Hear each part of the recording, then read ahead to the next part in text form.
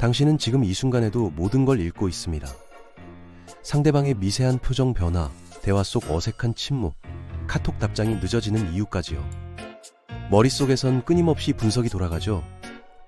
왜 저 사람은 방금 눈을 피했을까? 저 말투는 뭔가 평소와 다른데 이 분위기가 왜 이렇게 불편하지? 남들은 그냥 지나치는 순간들을 당신은 전부 포착합니다. 그리고 그게 때론 너무 고통스럽죠. 마치 세상의 모든 신호가 당신에게만 들리는 것처럼요. 오늘은 이 과도한 인식에 대해 이야기해 보려고 합니다.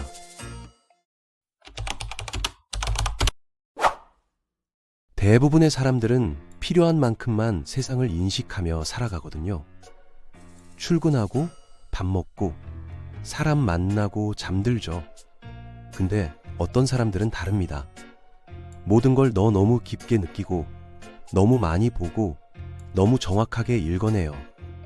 친구가 괜찮아 라고 말하는데 목소리 톤이 0.5초 정도 낮아졌다는 걸 알아챕니다. 회사 회의에서 팀장이 특정 단어를 선택한 이유를 본능적으로 파악하죠. SNS에 올라온 사진 한 장으로 그 사람의 심리 상태를 읽어내요. 이런 능력은 선물처럼 보이지만요. 실제로는 저주에 가깝습니다. 왜냐하면 모든 순간이 단순하지 않거든요. 모든 대화에는 숨겨진 의도가 있고요. 모든 침묵에는 의미가 담겨 있고요. 모든 행동에는 신호가 숨어 있습니다. 당신의 뇌는 쉬지 않고 이 모든 걸 해석하려 하죠. 요즘 20대들 사이에서 눈치 빠른 사람의 피로감이라는 말이 유행하는데요. 이게 딱 그겁니다. 단톡방에서 누가 말을 꺼내기 전에 분위기를 읽고요. 술자리에서 누가 불편해하는지 먼저 알아채는 거죠. 진짜 피곤해요. 이런 사람들 보면요. 감정을 느끼는 동시에 그 감정을 분석하거든요. 분석하는 자신을 또 관찰하고요. 그 관찰을 다시 평가하죠. 끝이 없습니다. 거울 앞에서 춤을 추는데 계속 자신의 모습만 체크하는 거랑 비슷해요. 동작은 완벽해질지 몰라도 음악은 들리지 않게 되죠. 순간을 살아가는 게 아니라 순간을 관찰하며 사는 겁니다. 이렇게 과도하게 인식하는 사람들은 모순을 너무 잘 봅니다. 사람들이 친절한 척하면서 실제로는 뭔가를 원한다는 걸 알아채고요. 사랑한다고 말하면서도 조건을 달고 있다는 걸 느끼죠. 그리고 그 순간 묘한 외로움이 찾아옵니다. 무대 뒤를 본 사람은 다시 쇼를 순수하게 즐길 수 없거든요. 한번 보고 나면 돌아갈 수 없어요. 모든 관계가 서로의 투사와 인식 사이의 춤이라는 걸 알게 되고요. 대부분의 소통이 사실은 오해로 포장한 것뿐이라는 걸 깨닫게 됩니다. 상대방의 애정이 식어가는 걸 말로 확인하기 훨씬 전에 감지하죠. 방 안의 긴장감을 아무도 말하지 않아도 피부로 느낍니다. 공감 능력이 거의 텔레파시 수준이 되는 건데요. 문제는 이게 너무 무겁다는 겁니다. 과도하게 생각하고 싶어서가 아니에요. 멈출 수가 없는 거거든요. 머릿속 스위치를 끄고 싶어도 안 꺼져요. 인식이 민감함을 증폭시키고요. 민감함은 존재 자체를 날카롭게 만듭니다. 요즘 MZ세대들이 번아웃을 많이 겪잖아요. 이유 중 하나가 바로 이겁니다. 회사에서는 상사의 기분을 읽어야 하고요. 연애에서는 상대방의 마음을 분석해야 하고요. 친구 관계에서는 미묘한 파워게임을 감지해야 하죠. 머릿속이 하루 종일 풀가동되는 겁니다. 진짜 지쳐요. 외부 신호뿐만 아니라 자신의 내부 상태까지 예민하게 감지하거든요. 심장이 빨리 뛰는 것, 가슴이 답답해지는 것, 불안감의 미세한 떨림까지 전부 데이터로 해석합니다. 그런데 여기서 함정에 빠지게 됩니다. 성찰과 반추의 경계가 흐릿해지는 거예요.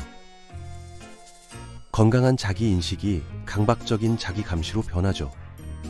이게 바로 과도한 인식의 역설입니다. 세상을 이해하게 해주는 바로 그 능력이 세상으로부터 자신을 소외시키거든요. 이런 사람들의 말투를 들어보면 알 수 있어요. 조심스럽고 신중하죠. 대화가 끝나고 한참 뒤에도 계속 그 대화를 돌려보며 숨겨진 의미를 찾아요. 상대방이 말하지 않은 것까지 이미 알고 있는 경우가 많습니다.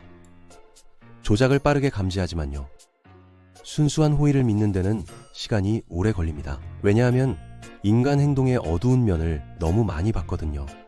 작은 위선들요, 반쪽짜리 진실들요, 사람들이 쓰는 가면들을 말이죠. 한번 보고 나면 실망에 대비하지 않을 수가 없어요. 그런데 이 인식은 단순히 사회적인 것에 그치지 않습니다. 실존적인 차원까지 확장되죠. 깊이 인식하는 사람들은 시간이 흐르는 걸 남들과는 다르게 느끼거든요. 모든 순간의 연약함을 체감하고요. 사람과 장소의 무상함을 감지해요. 다른 사람들이 삶의 소음 속을 달려갈 때요. 이들은 그 소음 뒤에서 희미하게 째깍거리는 시계 소리를 듣습니다. 모든 것이 얼마나 짧고 연약한지를 알아차리죠.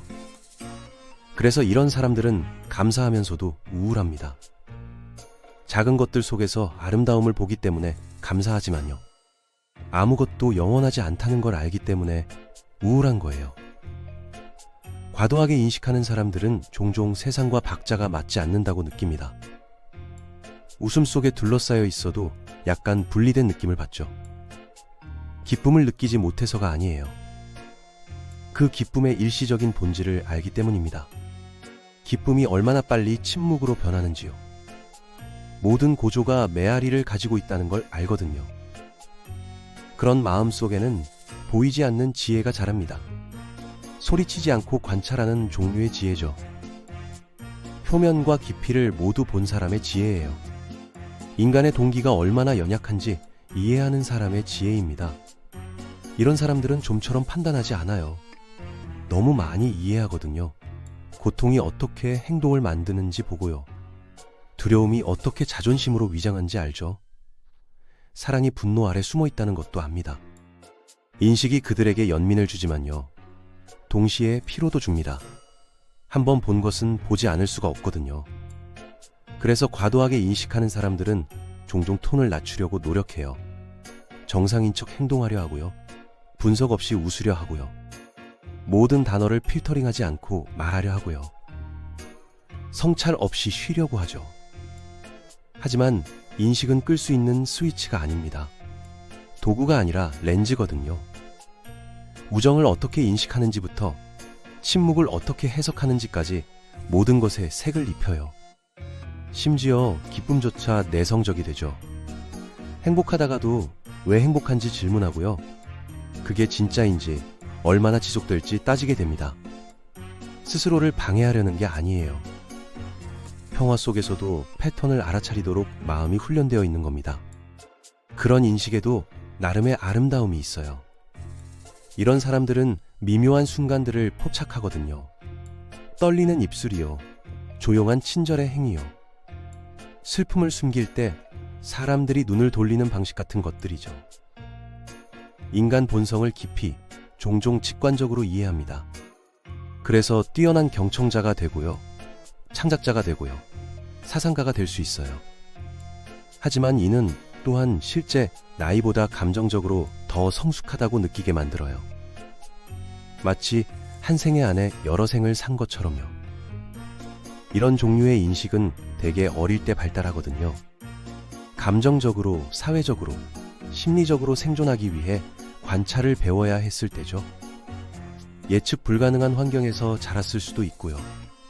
방의 분위기를 읽는 게 선택이 아니라 필수였을 수도 있습니다. 경계심이 있으면 안전하다는 걸 배웠던 거예요. 시간이 지나면서 그 경계심은 인식으로요. 인식은 과도한 인식으로 진화했습니다. 한때 보호막이었던 것이 나중에는 창문이 된 겁니다. 그리고 이게 은밀한 비극이에요. 깊은 인식은 종종 깊은 적응에서 비롯되거든요. 다른 사람들이 놓치는 것을 감지하는 능력은 한때 방패였고요. 나중에는 투시경이 되었습니다. 성인이 된 이 사람들은 같은 초경계적 공감을 지니고 다녀요. 일이 일어나기 전에 결과를 예측할 수 있고요. 말이 나오기 전에 갈등을 감지할 수 있죠. 자신의 것이 아닌 죄책감, 수치심, 불편함까지 느낄 수 있습니다. 감정 안테나가 항상 올라가 있어서 다른 사람들은 듣지도 못하는 주파수에 맞춰져 있는 거예요. 그래서 평화를 그렇게 간절히 갈망해요. 내면 세계가 너무 시끄럽거든요. 누군가 거짓말하는 걸 감지할 수 있습니다. 원해서가 아니에요. 뇌가 모든 미세 표정, 모든 음조 변화를 짜맞추는 법을 배웠기 때문이죠. 하지만 인식에는 또 다른 층이 있어요. 바로 자기인식입니다. 과도하게 인식하는 사람들은 타인을 읽을 뿐만 아니라 자기 자신도 해부하거든요. 모든 감정, 모든 동기, 말하는 모든 단어를 의문시하죠. 내면의 메아리 방에서 끊임없이 성찰이 일어나는 겁니다. 이것이 심오한 성장으로 이어질 수도 있지만요. 마비로 이어질 수도 있어요. 자신의 존재를 과도하게 분석하면 자발성이 사라지거든요. 모든 결정이 도덕적이거나 심리적인 퍼즐이 되고요. 모든 감정은 설명되어야 합니다. 경험이 아니라 관찰의 렌즈를 통해 삶을 살기 시작하는 거죠. 생각이 너무 지속적이어서 행동이 느려지는 거예요. 과도하게 인식하는 사람들에게 이건 게으름이 아닙니다. 피로입니다. 그들의 마음은 세상이 하나를 살기도 전에 이미 10가지 시나리오를 살아봤거든요. 그러나 무겁더라도 인식은 나름의 우아함을 지니고 있어요. 더 빨리 성장하고요. 더 의식적으로 사랑하고요. 부정 없이 배울 수 있게 해주거든요. 과도하게 인식하는 사람들은 종종 사회의 패턴을 알아차립니다. 문화의 모순을요, 인간 시스템의 결함을요, 깊은 사상가, 예술가, 철학자를 만들죠. 다른 사람들이 느끼기만 하는 것에 언어를 부여하는 사람들이요. 하지만 인식과 과잉 동일시 사이에는 미세한 선이 있어요. 진실을 보는 것과 그 안에서 익사하는 것 사이에 말이죠. 그리고 진정으로 인식하는 사람들이 새로운 종류의 지혜를 배워야 하는 지점이 바로 여기에요. 놓아주는 지혜예요. 경계가 없는 인식은 고통이 되지만요. 연민이 있는 인식은 이해가 되거든요. 모든 침묵을 해석할 필요는 없습니다. 모든 결말을 예측할 필요도 없죠. 때로는 인식이란 언제 생각을 멈춰야 하는지요. 언제 삶을 있는 그대로 두어야 하는지를 아는 겁니다.